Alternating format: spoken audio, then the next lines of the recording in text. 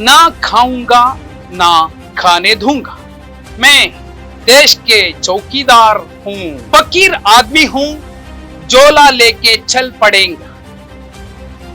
ಇದೆ ಇಂಥದ್ದೇ ಮಾತುಗಳು, ಇಂತಹ ಭಾವನಾತ್ಮಕ ವಾಕ್ಯಗಳು ಕಳೆದ 10 ವರ್ಷಗಳಲ್ಲಿ ಸಾಕಷ್ಟು ಜನ ಸಾಕಷ್ಟು ವೇದಿಕೆಗಳ ಮೇಲೆ ಪ್ರಧಾನಿ ಮೋದಿ ಅವರ ಮಾತಿನ ಮೂಲಕ ಕೇಳಿಸಿಕೊಂಡಿದ್ದಾರೆ. ಪ್ರಧಾನಿ ಮೋದಿ ಅವರ ಮುಖವಾಡದ ಸರ್ಕಾರದ ನಡೆಯನ್ನ ಚುನಾವಣಾ ಬಾಂಡ್ ಅಕ್ರಮದಲ್ಲಿ ಸುಪ್ರೀಂ ಕೋರ್ಟ್ ಅತ್ಯಂತ ಸ್ಪಷ್ಟವಾಗಿ ಇದು ಸಂವಿಧಾನ ಬಾಹಿರ ಅನ್ನುವಂತಹ ತೀರ್ಪು ನೀಡಿ ಮೋದಿ ಅವರ ಅಸಲಿಯತ್ತನ್ನ ಬಟಾಬಯಲು ಮಾಡಿದೆ. ದೇಶದ ಅತಿ ದೊಡ್ಡ ಹಗರಣವನ್ನ ಹೇಳೆಯಾಗಿ ಹೇಳುತ್ತೇವೆ. ಈ ವಿಡಿಯೋವನ್ನ ಕೊನೆ ತನಕ ನೋಡಿ. ಕಾನೂನು ಏನ್ ಹೇಳುತ್ತೆ? 2017ರಲ್ಲಿ ಮೋದಿ ಅವರ ಸರ್ಕಾರ ಚುನಾವಣಾ ಬಾಂಡ್ಗಳನ್ನ ಜಾರಿಗೆ ತಂದಿದೆ. ಇದರ ಪ್ರಕಾರ ಯಾವುದೇ ಪಕ್ಷಕ್ಕೆ ಯಾರು ಬೇಕಾದ್ರೂ ದೇಣಿಗೆ ನೀಡಬಹುದು, ಆದ್ರೆ ಇದು ಯಾರಿಗೂ ತಿಳಿಯುವುದಿಲ್ಲ, ಇದು ಗೌಪ್ಯ ಅನ್ನೋದನ್ನ ಸರ್ಕಾರ ಹೇಳಿತ್ತು. ಉದಾಹರಣೆಗೆ ಒಂದು ಕಂಪನಿ SBI ಬ್ಯಾಂಕ್ ನಲ್ಲಿ ಹಣ ಕೊಟ್ಟು ಕೂಪನ್ ಖರೀದಿಸಬೇಕು, ಅದನ್ನ ತನಗೆ ಇಷ್ಟ ಬಂದ ಪಕ್ಷಕ್ಕೆ ಅದು ನೀಡಬಹುದು. ನಂತರ ಪಕ್ಷ ಅದನ್ನ 15 ದಿನಗಳ ಒಳಗಡೆ ಬ್ಯಾಂಕ್ ನಲ್ಲಿ ಕೊಟ್ಟು ಹಣ ಪಡೆದುಕೊಳ್ಳಬಹುದು. ಒಂದು ವೇಳೆ ಇದು ತಪ್ಪಿದ್ರೆ 15 ದಿನದ ನಂತರ ಹಣ PM ಕೇರ್ ಫಂಡ್ಗೆ ಹೋಗುತ್ತೆ. ಚುನಾವಣಾ ಬಾಂಡ್ ಹಣವನ್ನ ಆ ಪಕ್ಷಗಳು ಪಡೆದೇ ಹೋದಲ್ಲಿ ಆ ಹಣ ನೇರವಾಗಿ PM ಕೇರ್ ಫಂಡ್ಗೆ ಹೋಗುತ್ತೆ. ಅರೆ, ಇದರಲ್ಲಿ ಎಲ್ಲವೂ ಮೇಲ್ನೋಟಕ್ಕೆ ಸರಿ ಇದೆ, ತಪ್ಪೇನು ಅಂತ ಅನ್ನಿಸಬಹುದು. ಪ್ರಧಾನಿ ಮೋದಿ ಅವರು ಇಂಥದ್ದೊಂದು ಕಾನೂನು ಮಾಡಿದ ಮೇಲೆ ಯಾಕೆ ಸುಮ್ಮನೆ ಆರೋಪ ಮಾಡ್ತಿದ್ದಾರೆ ಅಂತ ಗೋಧಿ ಮೀಡಿಯಾ ಹಾಗೂ ಅಂಧ ಭಕ್ತರು ಭಜನೆ ಮಾಡ್ತಿದ್ದಾರೆ. ಇದುವರೆಗೂ ಯಾವ ಪಕ್ಷಗಳು ಎಷ್ಟೆಷ್ಟು ಹಣವನ್ನ ಚುನಾವಣಾ ಬಾಂಡ್ ಹೆಸರಿನಲ್ಲಿ ಪಡ್ಕೊಂಡಿವೆ ನೋಡಿ, ಲೀಸ್ಟ್ ಇದೆ. BJP 6,000 ಕೋಟಿಯನ್ನ ಪಡ್ಕೊಂಡಿದ್ರೆ TMC 1,600 ಕೋಟಿಯನ್ನ ಪಡ್ಕೊಂಡಿದೆ. ಕಾಂಗ್ರೆಸ್ 1,400 ಕೋಟಿಯನ್ನ ಚುನಾವಣಾ ಬಾಂಡ್ ಹೆಸರಿನಲ್ಲಿ ಪಡ್ಕೊಂಡಿದೆ.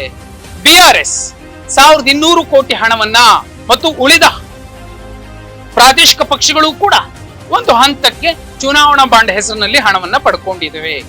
ವಿಶೇಷ ನೋಡಿ, CPIM ಮತ್ತು CPI ಚುನಾವಣಾ ಬಾಂಡ್ ಹೆಸರಿನಲ್ಲಿ ಯಾವುದೇ ಹಣವನ್ನ ಪಡ್ಕೊಂಡಿಲ್ಲ, ಚುನಾವಣಾ ಬಾಂಡ್ ಅನ್ನೇ ಪಡೆದಿಲ್ಲ. ಇಲ್ಲಿ ಹಗರಣ ಏನು? ಯಾಕೆ ಇಂಥದ್ದೊಂದು ಗಂಭೀರ ಆರೋಪ ಬಂದಿದೆ? ವಿಶ್ವಗುರು ಅಂತೆಲ್ಲ ಕರೆಸಿಕೊಳ್ಳುವಂತಹ ಪ್ರಧಾನಿ ಮೋದಿ ಅವರ ಮೇಲೆ ಅತಿ ದೊಡ್ಡ ಹಗರಣದ ಆರೋಪ ಯಾಕೆ ಬಂದಿದೆ? ಹಗರಣ ಒಂದು, ಯಾವ ಕಂಪನಿಯವರು ಚುನಾವಣಾ ಬಾಂಡ್ ಖರೀದಿಸಿದ್ದಾರೆ ಅನ್ನುವಂಥದ್ದು ಗೌಪ್ಯವಾಗಿ ಇಡುವಂತಹ ಸರ್ಕಾರದ ಪ್ಲಾನ್ ಏನಿತ್ತು, ಇದು ವಿಪಕ್ಷಗಳಿಗೆ ಏನಾಗಿದೆ, ಅಥವಾ ವಿಪಕ್ಷ ಅಂತಲ್ಲ, ಪ್ರತಿಯೊಬ್ಬ ಪ್ರಜೆ ಕೂಡ ಯಾರು ಕೊಟ್ಟಿದ್ದಾರೆ, ಯಾಕೆ ಕೊಟ್ಟಿದ್ದಾರೆ ಎನ್ನುವಂತಹ ಮಾಹಿತಿ ಪಡೆಯೋದಕ್ಕೆ ಸಾಧ್ಯವಾಗಿರಲಿಲ್ಲ.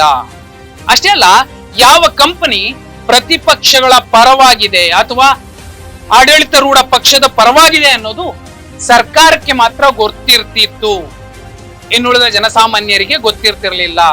ಇದರಿಂದಾಗಿನೇ ಬಿಜೆಪಿ ಪಕ್ಷಕ್ಕೆ ಹೆಚ್ಚಿನ ಹಣ ಬಂದಿದೆ. ಅಂದ್ರೆ 47% ಬಿಜೆಪಿ ಪಕ್ಷಕ್ಕೆ ಚುನಾವಣಾ ಬಾಂಡ್ಗಳ ಮೂಲಕ ಹಣ ಬರುವಂತೆ ಸರ್ಕಾರ ನೋಡಿಕೊಂಡಿದೆ. ಇದು ಕೂಡ ಹಗರಣ. ಪ್ರಜಾಪ್ರಭುತ್ವ ವ್ಯವಸ್ಥೆಯಲ್ಲಿ ಇದು ಅತಿ ದೊಡ್ಡ ಹಗರಣ, ಘನಘೋರ ತಪ್ಪು, ಸಂವಿಧಾನ ಬಾಹಿರ. ಎರಡನೇ ಹಗರಣ, ಹಲವು ಕಂಪನಿಗಳಿಗೆ IT ED ಮೂಲಕ ಹೆದರಿಸಿ ಚುನಾವಣಾ ಬಾಂಡ್ ಅನ್ನ ಖರೀದಿಸುವಂತೆ ಕೇಂದ್ರ ಸರ್ಕಾರ, ನರೇಂದ್ರ ಮೋದಿ ಅವರ ಸರ್ಕಾರ, ಬಿಜೆಪಿ ಸರ್ಕಾರ ಒತ್ತಡ ಹೇರಲಾಗಿದೆ. ಅತಿ ಹೆಚ್ಚು ಚುನಾವಣಾ ಬಾಂಡ್ ಖರೀದಿಸಿದ ಒಟ್ಟು 30 ಕಂಪನಿಗಳ ಪೈಕಿ 14 ಕಂಪನಿಗಳ ಮೇಲೆ IT ED ರೈಡ್ ಮಾಡಲಾಗಿದೆ.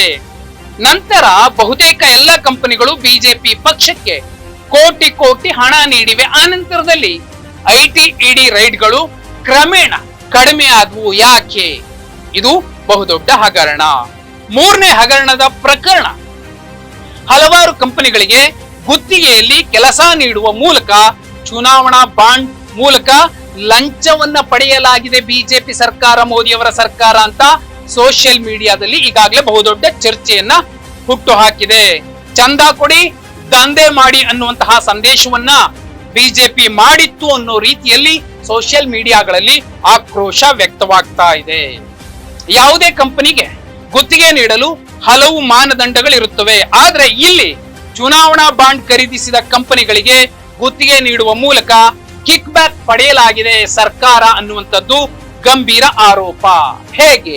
ಉದಾಹರಣೆ 1, ನವಯುಗ ಎಂಜಿನಿಯರಿಂಗ್ ಕಂಪನಿ ಉತ್ತರಾಖಂಡ್ನಲ್ಲಿ ಸುರಂಗ ಮಾರ್ಗ ಕುಸಿದು, ಈ ಕಂಪನಿ ಮಾಡಿದಂತಹ ಒಂದು ಸುರಂಗ ಮಾರ್ಗ ಕುಸಿದು 15 ಜನ ಸಾವಿಗೆ ಕಾರಣವಾಗಿತ್ತು. ಆದ್ರೆ ಇದೇ ಕಂಪನಿ 55 ಕೋಟಿ ರೂಪಾಯಿನ ಚುನಾವಣಾ ಬಾಂಡ್ ಅನ್ನ ಖರೀದಿಸಿದೆ. 55 ಕೋಟಿ ಕೇಂದ್ರ ಸರ್ಕಾರಕ್ಕೆ ಕೊಟ್ಟಿತ್ತು, 15 ಜನರ ಸಾವಿಗೆ ಕಾರಣ ಆಗಿತ್ತು. ಆದ್ರೂ ಈ ಕಂಪನಿಯ ಮೇಲೆ ಕೇಂದ್ರ ಸರ್ಕಾರ ಬಹುದೊಡ್ಡ ಕ್ರಮವನ್ನೇನು ಕೈಗೊಂಡಿಲ್ಲ ಅನ್ನುವಂಥದ್ದು ಆರೋಪ. ಎರಡನೇ ಉದಾಹರಣೆ, ಕನ್ಸ್ಟ್ರಕ್ಷನ್ ಜಾಗದಲ್ಲಿ 2 ಬಾರಿ 4 ಜನ ಮೃತಪಟ್ಟಿದ್ರು. ಎಫ್ಐಆರ್ ಆದ ವರ್ಷದ ನಂತರ ಪುಣೆಯ ಶಿರ್ಕೆ ಕಂಪನಿ 118 ಕೋಟಿ ಬಾಂಡ್ ಖರೀದಿಸಿತ್ತು. ಇಲ್ಲೂ ಕೂಡ ಲೋಪ ಆಗಿದೆ. ಸಂವಿಧಾನ ಬಾಹಿರವಾಗಿ ಈ ಕಾನೂನನ್ನ ಕೇಂದ್ರ ಸರ್ಕಾರ ಬಳಸಿದೆ ಅನ್ನುವಂಥದ್ದು ಆರೋಪ. ಇನ್ನು ಮೂರನೇ ಉದಾಹರಣೆಗೆ, ಮೇಗಾ ಎಂಜಿನಿಯರಿಂಗ್ ಕಂಪನಿ ಬರೋಬ್ಬರಿ 960 ಕೋಟಿ ರೂಪಾಯಿಗಳ ಬಾಂಡ್ ಅನ್ನ ಖರೀದಿಸಿದೆ. ಇದೇ ಕಂಪನಿಗೆ ಸರ್ಕಾರದಿಂದ ಲಕ್ಷಾಂತರ ಕೋಟಿ ಮೌಲ್ಯದ ಸುರಂಗ ನಿರ್ಮಾಣದ ಕೆಲಸವನ್ನ ನೀಡಲಾಗಿದೆ.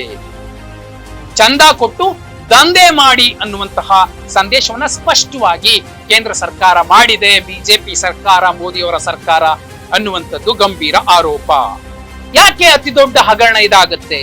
ಪಿಎಂ ಕೇರ್ ಫಂಡ್ ಯಾವುದೇ ಬಾಂಡ್ ಅನ್ನ ಪಕ್ಷ 15 ದಿನಗಳ ಒಳಗಡೆ ಪಡ್ಕೊಳ್ಳದಿದ್ರೆ SBI ಬ್ಯಾಂಕ್ ಆ ಹಣವನ್ನ ನೇರವಾಗಿ ಪಿಎಂ ಕೇರ್ ಫಂಡ್ ಗೆ ವರ್ಗಾಯಿಸುತ್ತದೆ. ವಿಪರ್ಯಾಸ ನೋಡಿ, ಈ ಫಂಡ್ ಬಗ್ಗೆ ಯಾವುದೇ ಮಾಹಿತಿ ಜನರಿಗೆ ನೀಡುವಂತಿಲ್ಲ ಅಂತ ಪ್ರಧಾನಿ ಮೋದಿ ಅವರ ಕಾರ್ಯಾಲಯ RTI ಮಾಹಿತಿಯಡಿ ಸ್ಪಷ್ಟವಾಗಿ ಹೇಳ್ಬಿಟ್ಟಿದ್ದೆ.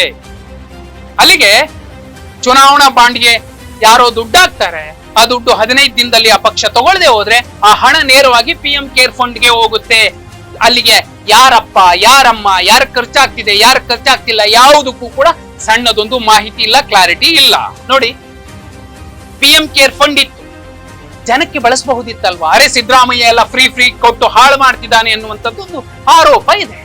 ಅದೇ ಕೆಲಸವನ್ನ ಈ ಪಿಎಂ ಕೇರ್ ಫಂಡ್ ನ ಮೂಲಕ ಅದೆಷ್ಟೋ ಬಡ ಮಕ್ಕಳಿಗೆ, ಅದೆಷ್ಟೋ ವೃದ್ಧರಿಗೆ ಅಕ್ಷರದ ವಿಷಯದಲ್ಲಿ ಇರಬಹುದು, ಆಶ್ರಯದ ವಿಷಯದಲ್ಲಿ ಇರಬಹುದು, ಅನ್ನದ ವಿಷಯದಲ್ಲಿ ಇರಬಹುದು, ಸಹಾಯ ಮಾಡಬಹುದಿತ್ತು.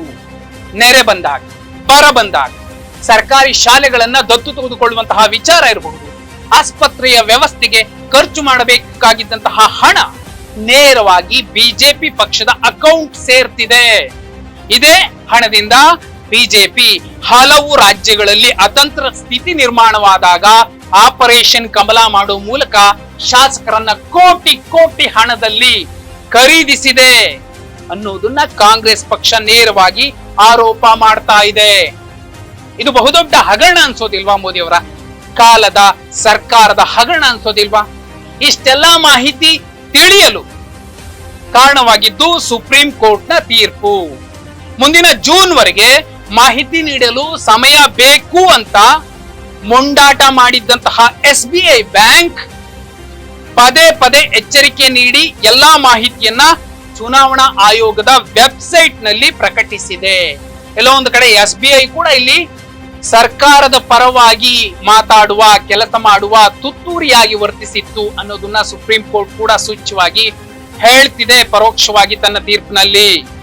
ಕೊನೆಗೆ ಉಳಿಯುವಂತಹ ಪ್ರಶ್ನೆ ಏನಂದ್ರೆ, ಬಣ್ಣದ ವೇಷ ಹಾಕೊಂಡು, ಬಣ್ಣದ ಡ್ರೆಸ್ ಹಾಕೊಂಡು, ಬಣ್ಣದ ಮಾತುಗಳನ್ನ ಹಾಡೋ ಮೂಲಕ ನಾ ಖಾವುಂಗಾ ಖಾನೆ ದುಂಗಾ, ನಾನ್ ಫಕೀರ ಇದೀನಿ, ಜೋಳಿ ಹಾಕೊಂಡು ಎಲ್ಲಿ ಬೇಕಾದ್ರೂ ಓಡಾಡ್ತೀನಿ, ನಾನು ಈ ದೇಶದ ಚೌಕಿದಾರ ಅಂತೆಲ್ಲ ಮಾತಾಡಿದಂತಹ ಮೋದಿ ಅವರು ಫಕೀರ ಮನುಷ್ಯನ ವೇಷದಲ್ಲಿ ದೇಶವನ್ನೇ ಏಮಾರ್ತಿದ್ದಾರೆ, ದೇಶಕ್ಕೆ ಬಹುದೊಡ್ಡ ಟೋಪಿಯನ್ನ ಹಾಕಿದ್ದಾರೆ ಅಂತ ಅನ್ನಿಸ್ತಿದೆ. ಎಲ್ಲ ಗಂಭೀರ ಆರೋಪಗಳು ಕೂಡ ಅದನ್ನೇ ಸಾರಿ ಹೇಳ್ತಿವೆ. ನಾ ಖಾವುಂಗಾ ಖಾನೆ ದುಂಗ ಅಂದವ್ರು, ನಾನೊಬ್ಬ ಚೌಕಿದಾರ ಅಂದವ್ರು, ನಾನು ಫಕೀರ ಅಂದವ್ರು ಈಗ ಏನ್ ಮಾಡ್ತಾರೆ? ಚುನಾವಣಾ ಬಾಂಡ್ನ ಬಹುದೊಡ್ಡ ಹಗರಣ PM ಕೇರ್ ಫಂಡ್ ನ ಬಹುದೊಡ್ಡ ಹಗರಣ ಉತ್ತರಿಸೋದು ಯಾರು? ಅಂಧ ಭಕ್ತರೇನಂತಾರೆ?